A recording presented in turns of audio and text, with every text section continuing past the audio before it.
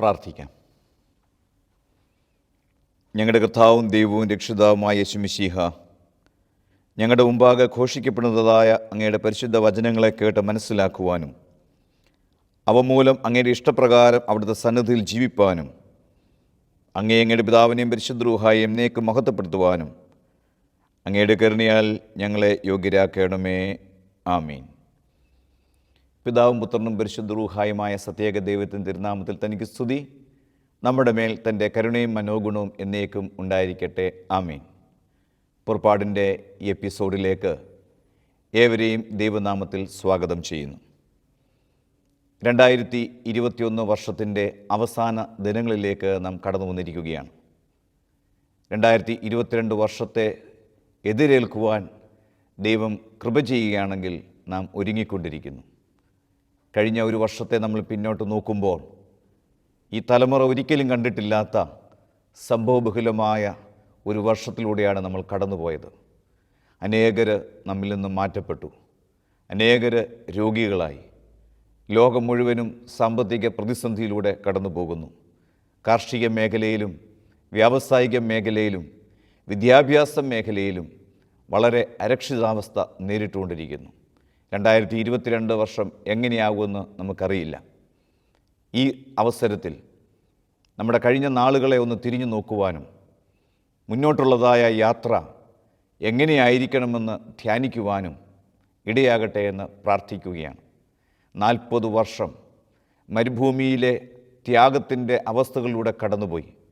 കഷ്ടതകളും പ്രയാസങ്ങളും വേദനകളും നിറഞ്ഞതായ അനുഭവത്തിലൂടെ കടന്നുപോയതായ ഇസ്രായേൽ ജനത്തെ വാഗ്ദത്ത നാട് ചൂണ്ടിക്കാണിച്ചുകൊണ്ട് ദൂരെ നിന്ന് അവരെ വഴി നടത്തിയതായ മോശ ഒരു പിതൃവാത്സല്യത്തോടുകൂടി തൻ്റെ മക്കൾക്കൊരപ്പന് നൽകുന്നതായ ഉപദേശം കണക്കെ ദൈവത്തിൻ്റെ വചനത്തെ നൽകുന്നതായ വേദഭാഗം, ആവർത്തന പുസ്തകം 8-ാം അധ്യായം 1 മുതൽ 10 വരെയുള്ളതായ തിരുവചന ഭാഗം ഇന്നത്തെ അല്പസമയത്ത് ചിന്തയ്ക്കായി നിങ്ങളോടൊത്ത് പങ്കുവയ്ക്കുവാൻ ആഗ്രഹിക്കുകയാണ്. ആവർത്തന പുസ്തകം 8-ാം അധ്യായം 1 മുതൽ 10 വരെ.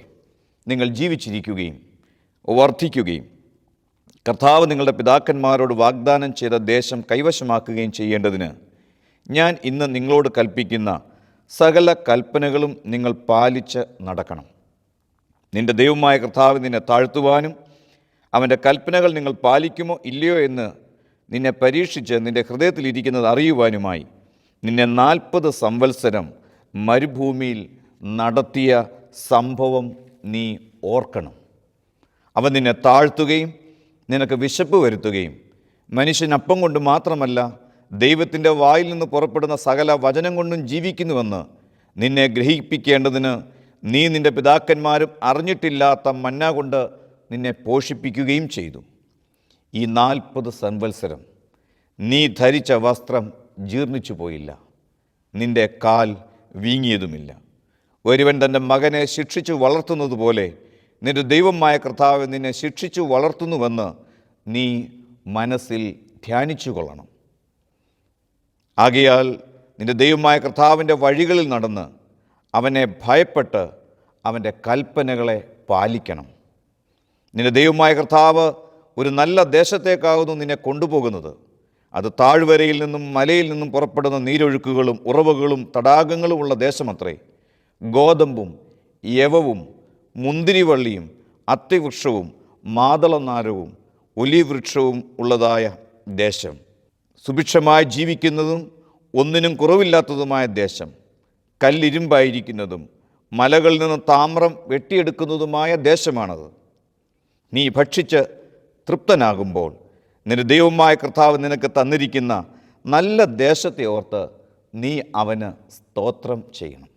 ഒരു പിതാവ് തൻ്റെ മക്കൾക്ക് കൊടുക്കുന്നതായ പൈതൃകമായ ദൈവത്തിൻ്റെ കൽപ്പന 4 കാര്യങ്ങൾ അവിടെ ഓർമ്മിപ്പിക്കുകയാണ്.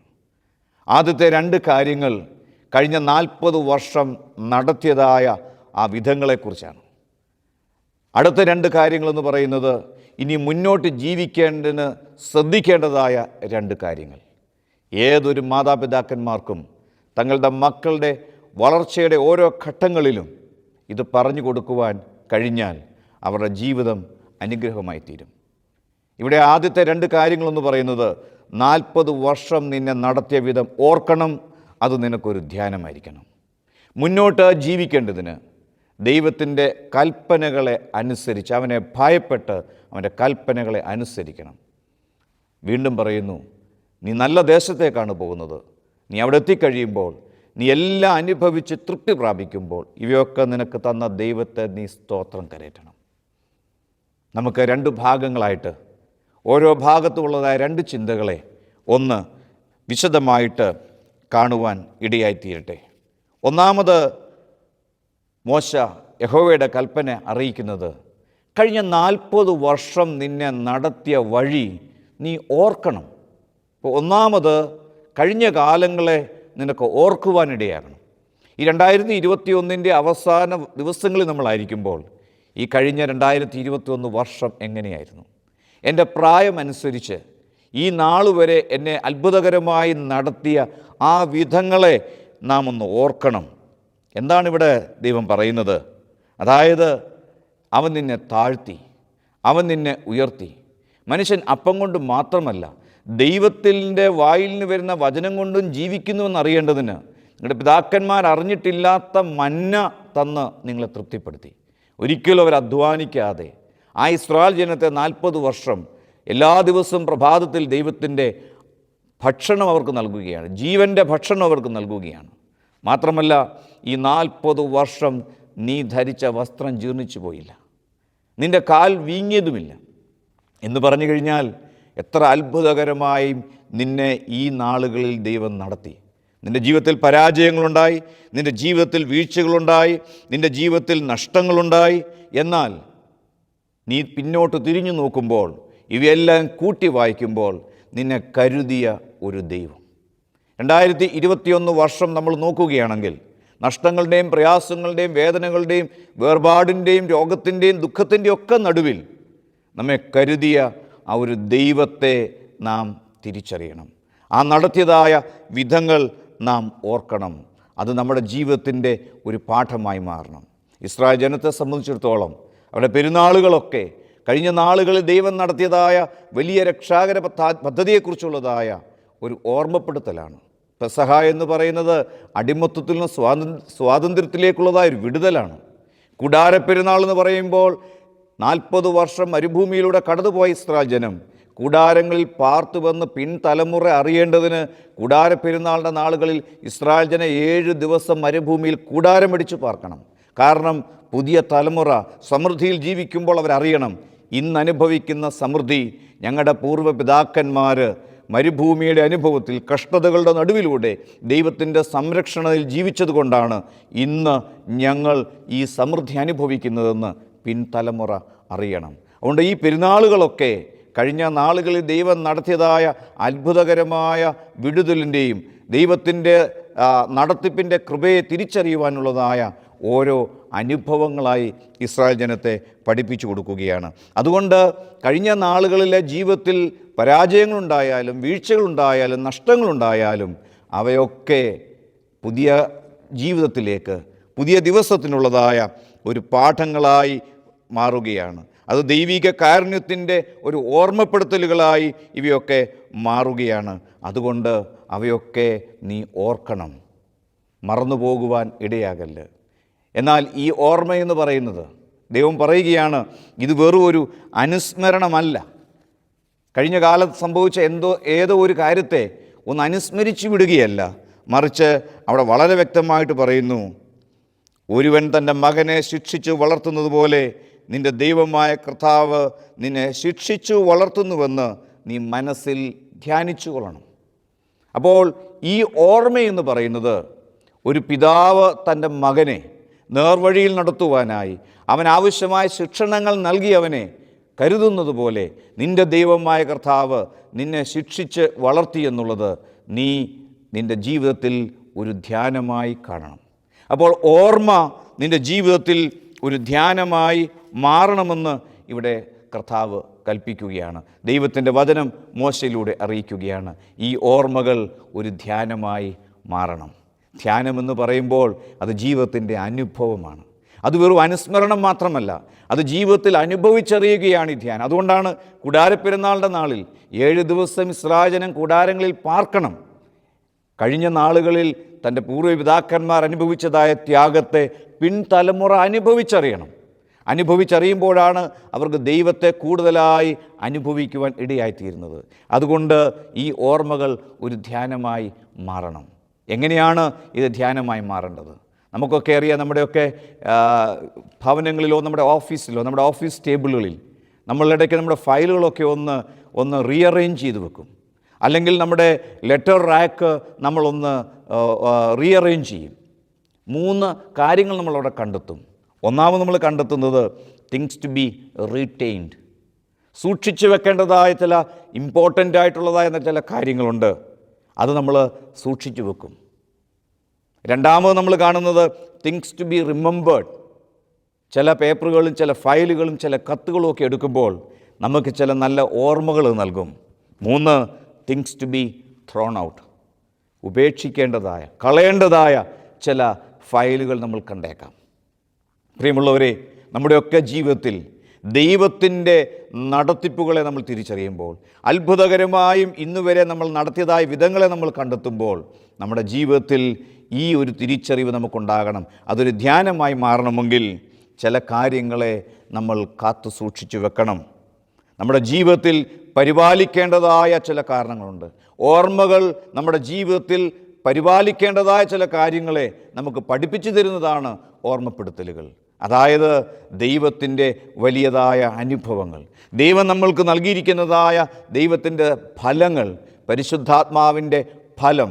എൻ്റെ ജീവിതത്തിൽ കഴിഞ്ഞ നാളുകളിൽ ഈ കോവിഡിൻ്റെ മധ്യത്തിൽ മറ്റുള്ളവരോടുള്ള ബന്ധത്തിൽ പ്രവർത്തിക്കുവാൻ എന്നെ ശക്തീകരിച്ചതായ ആ അനുഭവങ്ങളെയൊക്കെ ഞാനൊന്ന് ഓർത്തെടുക്കുമ്പോൾ എന്നിലുള്ളതായ ആ നന്മയെ, ഞാൻ മറ്റുള്ളവരുടെ ജീവിതത്തിൽ കോറിയിട്ടതായ ആ പുണ്യങ്ങളെ എൻ്റെ ജീവിതത്തിൽ കാത്തു സൂക്ഷിക്കുവാൻ, നിലനിർത്തിക്കൊണ്ടു പോകുവാൻ ഈ ഓർമ്മ എന്നെ സഹായിക്കും. അവിടെയാണ് ഓർമ്മകൾ ധ്യാനമായി മാറുന്നത്. അതുകൊണ്ടാണ് മോശ ദൈവത്തിൻ്റെ വചനത്തെ അറിയിക്കുന്നത്, അത് നിനക്ക് ഒരു ധ്യാനമായി മാറണം.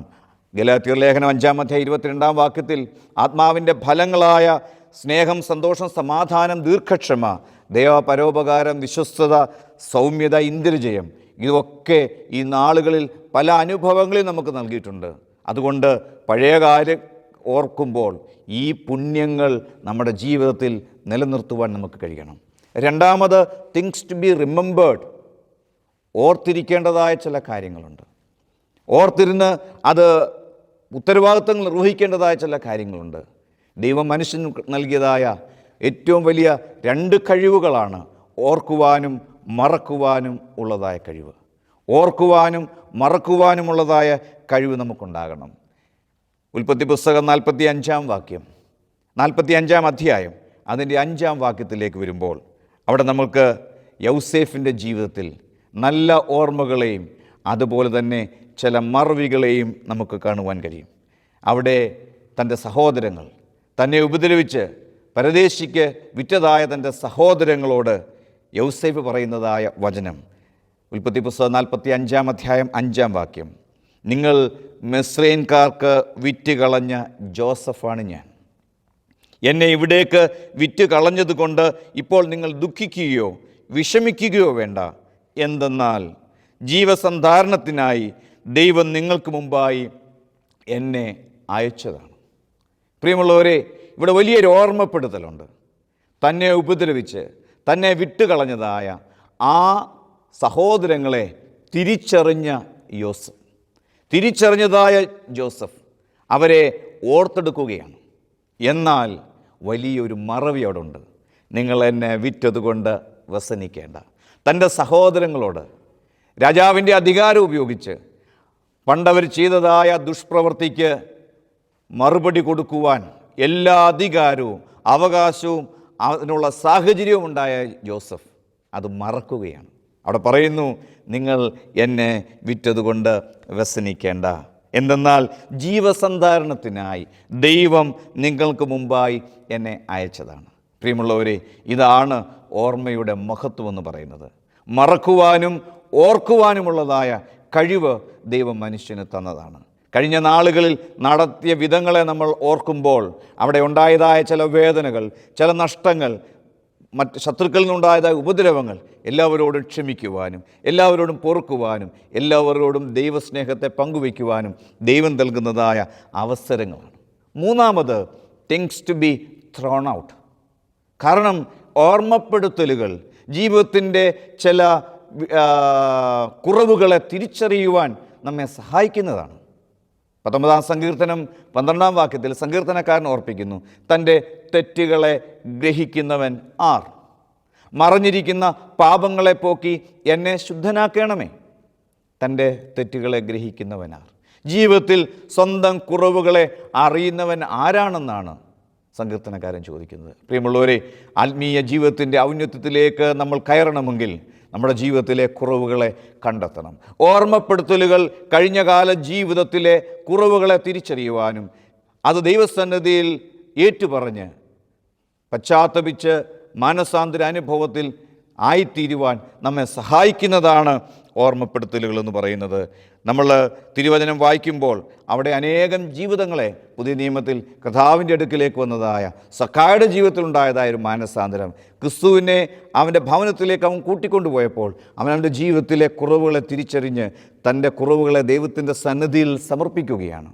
ആ ധൂർത്ത് പുത്രൻ്റെ ഉപമയിൽ തൻ്റെ പിതാവിൻ്റെ ഭവനത്തിൽ നിന്ന് ദൂരേക്ക് പോയതായ ആ മനുഷ്യൻ അവനവൻ്റെ ജീവിതത്തിൻ്റെ ഒരു ബലഹീനാവസ്ഥയിൽ, ദയനീയാവസ്ഥയിൽ അവൻ്റെ പിതാവിൻ്റെ ഭവനത്തെ അവൻ കണ്ടു കഴിഞ്ഞപ്പോൾ അവൻ്റെ ആ ഓർമ്മപ്പെടുത്തലുകൾ പിതാവിൻ്റെ ഭവനത്തിലേക്ക് അവനെ മടക്കിക്കൊണ്ടുവരുവാൻ, അവൻ്റെ ജീവിതത്തിലുണ്ടായതായ എല്ലാ കുറവുകളെയും തിരിച്ചറിഞ്ഞുകൊണ്ട് അതിനെ പരിഹരിച്ച് പിതാവിൻ്റെ സന്നിധിയിലേക്ക് മടങ്ങി വരുവാൻ അവനെ സഹായിച്ച പ്രധാനപ്പെട്ട ഒരു കാര്യമാണ്.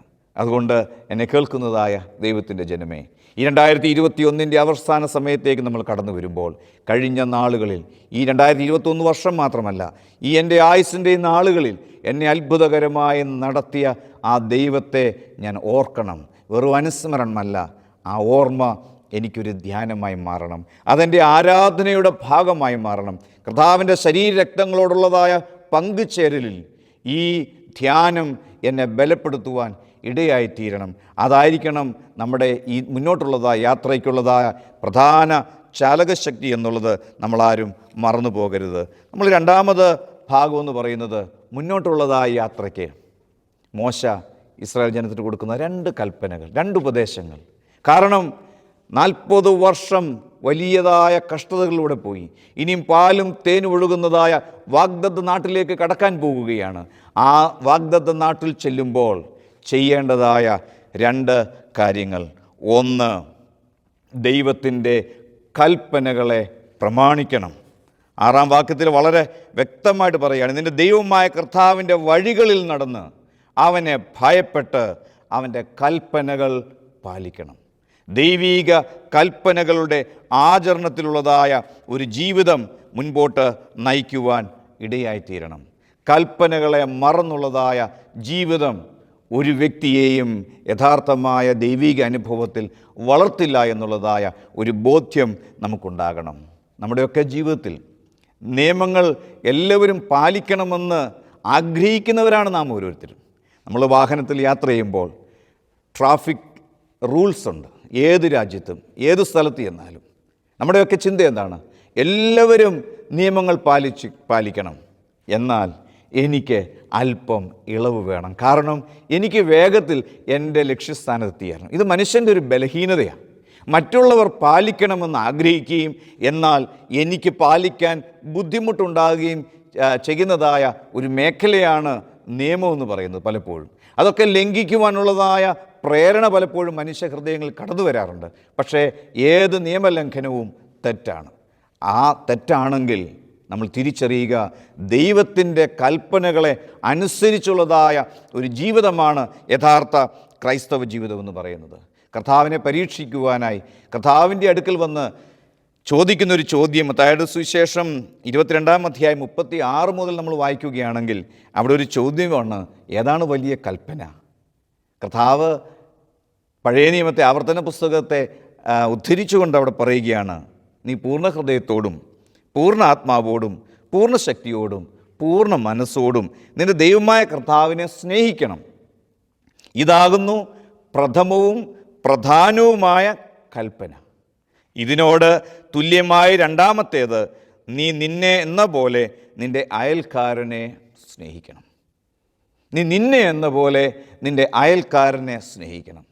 കർത്താവ് ഏറ്റവും പ്രഥമവും പ്രധാനവുമായ കൽപ്പന, നിന്റെ ദൈവമായ കർത്താവിനെ പൂർണ്ണ മനസ്സോടും പൂർണ്ണ ശക്തിയോടും പൂർണ്ണ ആത്മാവോടും കൂടെ സ്നേഹിക്കണം.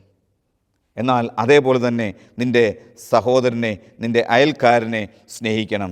ഇത് യഹൂദന്മാരുടെ ഒരു ടിപ്പിക്കൽ പ്രെയർ ആയിരുന്നു. ആവർത്തന പുസ്തകം 6-ാം അധ്യായത്തിൽ നമുക്ക് കാണുവാൻ കഴിയും. ഇസ്രായേലെ കേൾക്ക, ഷേമ എന്ന് പറയുന്നതായ ഒരു ടിപ്പിക്കൽ പ്രെയർ. നമ്മുടെ ദൈവമായ കർത്താവ്, ദൈവം നമ്മുടെ കർത്താവാകുന്നു, ദൈവം ഏകനാകുന്നു. നിൻ്റെ ദൈവമായ കർത്താവിനെ നീ പൂർണ്ണ ഹൃദയത്തോടും പൂർണ്ണ മനസ്സോടും പൂർണ്ണ ശക്തിയോടും കൂടെ സ്നേഹിക്കണം. ഇന്ന് ഞാൻ നിന്നോട് കൽപ്പിക്കുന്ന വചനങ്ങൾ നിൻ്റെ ഹൃദയത്തിലിരിക്കണം. നീ അവയെ നിൻ്റെ മക്കൾക്ക് ഉപദേശിച്ചു കൊടുക്കണം. നീ വീട്ടിലിരിക്കുമ്പോഴും വഴി നടക്കുമ്പോഴും കിടക്കുമ്പോഴും എഴുന്നേൽക്കുമ്പോഴും അവയെക്കുറിച്ച് സംസാരിക്കുകയും വേണം. അവയെ അടയാളമായി നിൻ്റെ കൈമേൽ കെട്ടണം. അവ നിൻ്റെ കണ്ണുകൾക്ക് മധ്യേ മുദ്രയായിരിക്കണം. അവ നിൻ്റെ വീടിൻ്റെ കട്ടിലകളിൽ മേലും പടിവാതിലിന്മേലും എഴുതണം. ദൈവത്തിൻ്റെ കൽപ്പനയെ അനുസരിക്കുവാനുള്ളതായ ഉപദേശം. കർത്താവിൽ അനുഗ്രഹിക്കപ്പെട്ടവരെ, ആവർത്തന പുസ്തകം 8-ാം അധ്യായം നമ്മൾ വായിച്ചു കേട്ടതായ ഭാഗത്തിൻ്റെ ആരംഭം തന്നെ പറയുന്നത്, നീ ജീവിച്ചിരിക്കുകയും വർദ്ധിക്കുകയും കർത്താവ് നിങ്ങളുടെ പിതാക്കന്മാരോട് വാഗ്ദാനം ചെയ്ത ദേശം കൈവശമാക്കുകയും ചെയ്യേണ്ടതിന് ഞാൻ നിങ്ങളോട് കൽപ്പിക്കുന്ന സകല കൽപ്പനകളും പ്രമാണിക്കണം. വീണ്ടും ആവർത്തന പുസ്തകം 30-ാം അധ്യായം 15 മുതൽ വായിക്കുകയാണെങ്കിൽ ഇതേ വചനത്തെ തന്നെ ഉദ്ധരിച്ചുകൊണ്ട് പറയുകയാണ്, നീ ചെല്ലുന്ന ദേശത്ത് ജീവിച്ചിരിച്ച് വർദ്ധിക്കേണ്ടതിന് ദൈവത്തിൻ്റെ കൽപ്പനകളെ, അവൻ്റെ വഴികളിൽ നടന്ന് അവൻ്റെ കൽപ്പനകളെ നീ പാലിക്കണം. എന്നാൽ നീ അനുസരിക്കാതെ നിൻ്റെ ഹൃദയം തിരിഞ്ഞ് നീ വശീകരിക്കപ്പെട്ട അന്യദേവന്മാരെ ആരാധിച്ച് സേവിച്ചാൽ നീ യോർദാൻ കടന്ന് കൈവശപ്പെടുത്തുവാൻ ചെല്ലുന്ന ദേശത്ത് ദീർഘായുസ്സോടെ ഇരിക്കാതെ നിശ്ചയമായും നശിച്ചു പോകും. കർത്താവിൽ അനുഗ്രഹിക്കപ്പെട്ടവരെ, നമ്മുടെ മുൻപോട്ടുള്ളതായ ഗമനത്തിന് ഏറ്റവും ആധാരമായ കാര്യം ദൈവത്തിൻ്റെ കൽപ്പനകളെ ആചരിച്ച് അവൻ്റെ ഹിതത്തെ മനസ്സിലാക്കി ദൈവത്തിൻ്റെ കൽപ്പനകളിൽ അധിഷ്ഠിതമായ ഒരു ജീവിതം നയിക്കുവാൻ. എന്തായിരിക്കണം ദൈവത്തിൻ്റെ ന്യായപ്രമാണം? നമുക്ക് 119-ാം സങ്കീർത്തനം 97-ാം വാക്യത്തിൽ സങ്കീർത്തനക്കാരൻ പറയുന്നു, നിൻ്റെ ന്യായപ്രമാണം എനിക്ക് എത്രയോ പ്രിയം, ഇടവിടാതെ അതെനിക്ക് ധ്യാനമാകുന്നു. ദൈവത്തിൻ്റെ ന്യായപ്രമാണത്തെ ഇഷ്ടപ്പെടുവാൻ നമുക്ക് കഴിയണം. ഞാൻ ഓർപ്പിച്ചു, നിയമങ്ങൾ ലംഘിക്കുവാൻ മനുഷ്യൻ ആഗ്രഹിക്കുന്ന ഒരു ലോകത്തിലാണ് ജീവിക്കുന്നത്. അവിടെ ദൈവത്തിൻ്റെ കൽപ്പനയെക്കുറിച്ച് സങ്കീർത്തനക്കാരൻ പറയുന്നു, അതെനിക്ക് പ്രിയമാണ്, അതെനിക്ക് ഇടവിടാതെ ധ്യാനമാകുന്നു. വീണ്ടും 1-ാം സങ്കീർത്തനം 2-ാം വാക്യത്തിൽ പറയുന്നു, യഹോവയുടെ ന്യായപ്രമാണത്തിൽ സന്തോഷിച്ച് അവൻ്റെ ന്യായപ്രമാണത്തെ രാപ്പകൽ ധ്യാനിക്കുന്നവൻ ഭാഗ്യവാൻ. ഭാഗ്യാവസ്ഥയിലൊന്ന് യഹോവയുടെ ന്യായപ്രമാണത്തിൽ സന്തോഷിച്ച്, ദൈവത്തിൻ്റെ കൽപ്പനകളിൽ സന്തോഷിച്ച് അവൻ്റെ ന്യായപ്രമാണത്തെ ധ്യാനിക്കുന്നവൻ ഭാഗ്യവാൻ.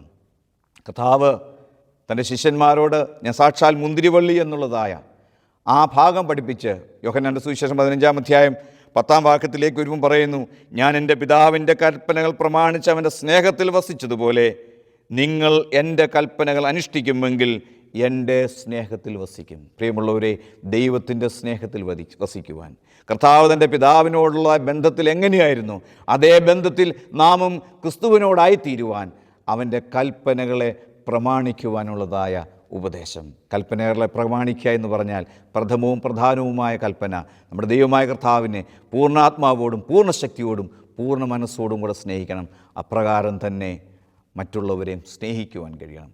മുൻപോട്ടുള്ളതായ നമ്മുടെ യാത്രയിൽ ഈ കൽപ്പനകളുടെ ഒരു അനുസരണം നമ്മുടെ ജീവിതത്തിന് ഏറ്റവും വലിയ ബലമായി തീരട്ടെ എന്ന് പ്രാർത്ഥിക്കുകയാണ്. അവസാനമായി പറയുന്നതായ കാര്യം 6-ാം വാക്യം മുതൽ പറയുക, 7-ാം വാക്യം മുതൽ പറയുന്നു. ആവർത്തന പുസ്തകം 8-ാം അധ്യായം 7-ാം വാക്യം മുതൽ പറയുന്നു, നല്ലൊരു ദേശത്തേക്കാവ് നിന്നെ കൊണ്ടുപോകുന്നത്. 2 കാര്യങ്ങളാണ് പറയുന്നത്. ഒന്ന്, കാർഷിക മേഖലകളിൽ നീ അനുഭവിക്കാൻ പോകുന്ന സമൃദ്ധി. 2, വ്യാവസായിക മേഖലകളിൽ നീ അനുഭവിക്കാൻ പോകുന്നതായ അനുഗ്രഹം.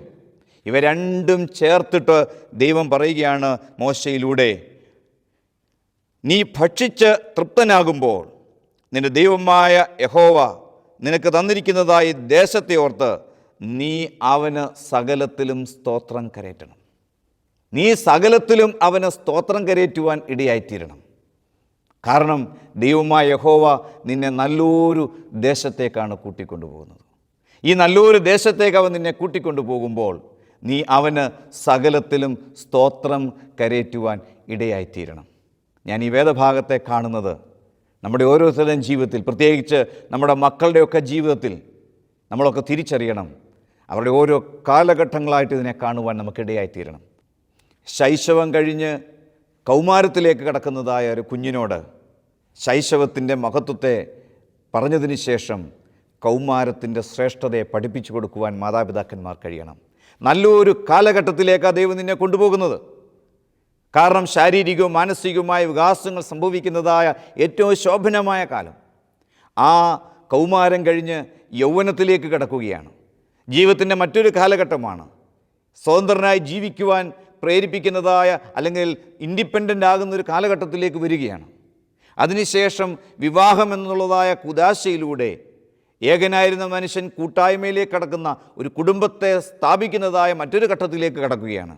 അങ്ങനെ നമ്മൾ ഓരോ കാലഘട്ടങ്ങളിലൂടെ നമ്മുടെ തലമുറകൾ കടന്നു പോകുമ്പോൾ ഒരു കാലഘട്ടത്തിൽ നിന്ന് അടുത്ത കാലഘട്ടത്തിലേക്ക് കയറുമ്പോൾ നമ്മൾ ഈ വചനം പറഞ്ഞു കൊടുക്കണം. കാരണം നല്ലൊരു കാലഘട്ടത്തിലേക്കാണ് പോകുന്നത്. ഇസ്രായേൽ ജനം കഷ്ടതകളിൽ നിന്ന്, മരുഭൂമിവാസത്തിൽ നിന്ന് സമൃദ്ധിയിലേക്ക് പോവുകയാണ്. കാർഷിക വ്യാവസായിക മേഖലകൾ എല്ലാ അനുഗ്രഹങ്ങളും അനുഭവിക്കാൻ പോവുക. യഹോവയായ ദൈവം ഒറ്റ കാര്യം പറയുന്നുള്ളൂ, നീ എല്ലാം അനുഭവിച്ച് തൃപ്തി പ്രാപിക്കുമ്പോൾ ഇവയൊക്കെ തന്ന ദൈവത്തെ നീ സകലത്തിലും സ്തോത്രം കരയറ്റണം. നമ്മുടെ മക്കൾക്ക് അവരുടെ ജീവിതത്തിൻ്റെ ഓരോ അനുഗ്രഹ കാലഘട്ടങ്ങളിലൂടെ കടന്നു പോകുമ്പോൾ ഇവയൊക്കെ തന്നത് ദൈവമാണ്. നമ്മുടെ ഓരോരുത്തരുടെയും ജീവിതത്തിൽ, തൊഴിൽ മേഖലയിലായിക്കോട്ടെ, കുടുംബജീവിതത്തിലായിക്കോട്ടെ, സാമൂഹിക മേഖലകൾ നമുക്ക് ലഭിക്കുന്നതായ ഏത് സമൃദ്ധിയും ദൈവം തന്നതാണെന്നുള്ളതായ ഒരു തിരിച്ചറിവ് നമുക്കുണ്ടാകുമ്പോൾ യഹോവയായ ദൈവം ഒറ്റ കാര്യം പറയുന്നുള്ളൂ, അവയൊക്കെ തന്ന് ദൈവത്തെ നീ സകലത്തിലും സ്തോത്രം കരയറ്റണം. എന്നാൽ നമുക്കറിയാം, വാഗ്ദത്ത നാട്ടിലേക്ക് കടന്നതായ ജനം ദൈവത്തെ മറന്നുപോയി. അവർ ഭോഗാസക്തിയിൽ അടിമപ്പെട്ടു പോയി. അവർ ദൈവത്തിന് മറുതലിക്കുന്ന അവസ്ഥയിലുണ്ടായപ്പോൾ യെശയ്യാ പ്രവചനങ്ങളിലൂടെ യഹോവയായ ദൈവത്തിൻ്റെ നിലവിളി നമുക്ക് കേൾക്കുവാൻ കഴിയും.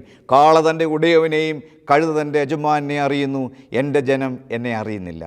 എന്നെ കേൾക്കുന്ന ദൈവത്തിൻ്റെ ജനമേ, നമ്മുടെ അടുത്ത തലമുറ 2022 ദൈവത്തെ അറിയാതെ പോകുന്ന ഒരു തലമുറ, ദൈവത്തെ അറിയാതെ പോകുന്ന ഒരു സമൂഹമായി തീരാതെ, സങ്കീർത്തനക്കാരൻ ഓർപ്പിക്കുന്നത് പോലെ മനുഷ്യൻ്റെ ആയുസ് നിവർന്നു നിന്നാൽ ഒരു ശ്വാസം മാത്രം. എങ്കിൽ ഓരോ നിമിഷവും ദൈവത്തിൻ്റെ ദാനമാണ്. ഇന്ന് ഞാൻ ആരോഗ്യത്തോടെ ആയിരിക്കുന്നത്, ആയുസ്സോടെ ആയിരിക്കുന്നത്, എനിക്ക് തന്നിരിക്കുന്ന എന്തുമായിക്കോട്ടെ അതെല്ലാം ദൈവത്തിൻ്റെ ദാനമാണെന്ന് തിരിച്ചറിഞ്ഞാൽ സകലത്തിലും അവന് സ്തോത്രം കരയറ്റുവാൻ നമുക്കിടയായിത്തീരും. എല്ലാത്തിലും ദൈവത്തിന് സ്തോത്രം കരയറ്റിക്കൊണ്ട് മുന്നോട്ട് നമുക്ക് ജീവിക്കാം. ഈ വചനം കഴിഞ്ഞ കാലങ്ങളിൽ നടത്തിയ ദൈവത്തെ ഓർക്കുവാനും അതൊരു ധ്യാനമായിരിക്കുവാനും മുന്നോട്ടുള്ളതായ യാത്രയ്ക്ക് ദൈവത്തിൻ്റെ കൽപ്പനകളെ അനുസരിച്ച് ദൈവം തന്നതായ നന്മകളിൽ എല്ലാത്തിലും സ്തോത്രം കരയറ്റി അനുഗ്രഹിക്കപ്പെട്ട ഒരു ജീവിതമായി നമുക്ക് മുന്നോട്ട് പോകാം. ഒന്നിലും നമുക്ക് പുകഴാനില്ല. COVID-19 എന്ന ഒരു ചെറിയ അണു ലോകത്തെ കീഴടക്കിയിരിക്കുന്ന ഒരു കാലഘട്ടത്തിൽ ഒന്നിലും പുകഴാനില്ല, ഒന്നിലും പ്രശംസിക്കാനില്ല. എല്ലാം ദൈവത്തിൻ്റെ ദാനം. ആ ദൈവത്തിൻ്റെ ദാനത്തെ അനുഭവിച്ച് അനുഗ്രഹിക്കപ്പെട്ട ഒരു ജീവിതങ്ങളായി തീരുവാൻ ദൈവത്തിൻ്റെ പരിശുദ്ധാത്മാവ് നമ്മെ ബലപ്പെടുത്തട്ടെ എന്ന് പ്രാർത്ഥിച്ചുകൊണ്ട് വാക്കുകളെ ഉപസംഹരിക്കുന്നു. ദൈവനാമം മഹത്വപ്പെടുമാറാകട്ടെ.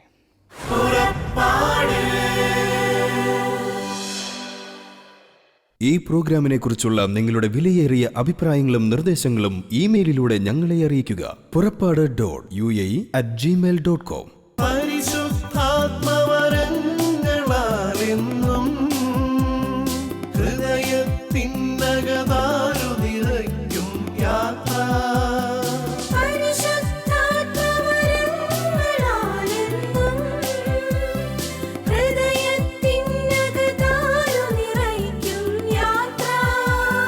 മേഘത്തണലായി അഗ്നിനാ